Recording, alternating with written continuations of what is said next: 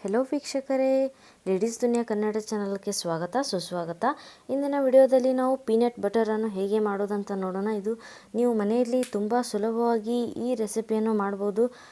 ಬರೀ 2 ಇಂಗ್ರೀಡಿಯೆಂಟ್ಸ್ ಸಾಕು, ಎರಡು ಸಾಮಗ್ರಿಯಿಂದ ಇದನ್ನು ನಾವು ಮಾಡೋಣ. ನಡೀರಿ. ಇದರಲ್ಲಿ ನಾನು ಹುರಿದಿಟ್ಕೊಂಡಿರುವಂಥ ಶೇಂಗಾ ಬೀಜವನ್ನು ತೊಗೊಂಡಿದ್ದೀನಿ. ಇದರ ಮೇಲಿನ ಸಿಪ್ಪೆ ಇರುತ್ತಲ್ಲ ಚೆನ್ನಾಗಿ ತೆಗೆದುಕೊಂಡು ಮತ್ತು ಇದನ್ನು ಕ್ಲೀನ್ ಮಾಡಿಕೊಂಡು ತೊಗೊಂಡಿದ್ದೀನಿ.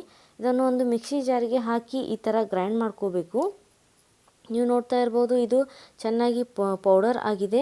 ಇದನ್ನು ಇದೇ ಥರ ಗ್ರೈಂಡ್ ಮಾಡ್ಕೊತಾನೆ ಹೋಗಬೇಕು. ಈಗ ನೀವು ನೋಡ್ತಾ ಇರ್ಬೋದು, ಸ್ವಲ್ಪ ಗಂಟು ಈ ಥರ ಆಗಿದೆ. ಸೊ ಇನ್ನಷ್ಟು ನಾವು ಇದನ್ನು ಹಾಗೆ ಗ್ರೈಂಡ್ ಮಾಡ್ಕೋಣ.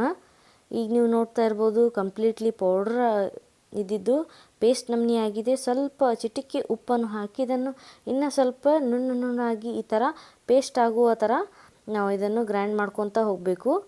ಸೊ ನೀವು ನೋಡ್ರಿ, ಈಗ ಇದು ಕಂಪ್ಲೀಟ್ಲಿ ಪೇಸ್ಟ್ ಆಗಿದೆ. ಇದೆ ಪೀನಟ್ ಬಟರ್.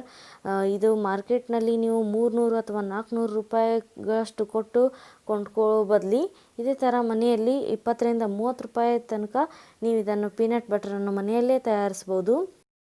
ಇದನ್ನು ನೀವು ಪೀನಟ್ ಬಟರನ್ನು ಬ್ರೆಡ್ ಮೇಲೆ ಹಚ್ಚಿ ತಿನ್ಬೋದು, ಅಥವಾ ಕುಕ್ಕೀಸ್ ಮಾಡ್ಬೋದು, ಅಥವಾ ಇದರದ್ದು ಸಾರು ಕೂಡ ಮಾಡ್ತಾರೆ, ಅದನ್ನು ಮಾಡ್ಬೋದು. ಮತ್ತು ನೀವು ಇದು ಕಂಪ್ಲೀಟ್ಲಿ ಹೈಜಿನಿಕ್ ಇರುತ್ತೆ, ಮನೆಯಲ್ಲೇ ಮಾಡಿರುತ್ತಲ್ಲ. ಸೊ ಇದು ಈ ಥರ ಮಾಡಿರಿ, ಮತ್ತು ಮಕ್ಕಳಿಗೆ ಕೂಡ ತುಂಬ ಇಷ್ಟವಾಗುತ್ತೆ. ಸೊ ಇದನ್ನು ಒಮ್ಮೆ ಮಾಡಿ ಟ್ರೈ ಮಾಡಿರಿ. ಹಾಗಾದರೆ ಸಿಗ್ತೀನಿ ಮುಂದಿನ ವಿಡಿಯೋದಲ್ಲಿ.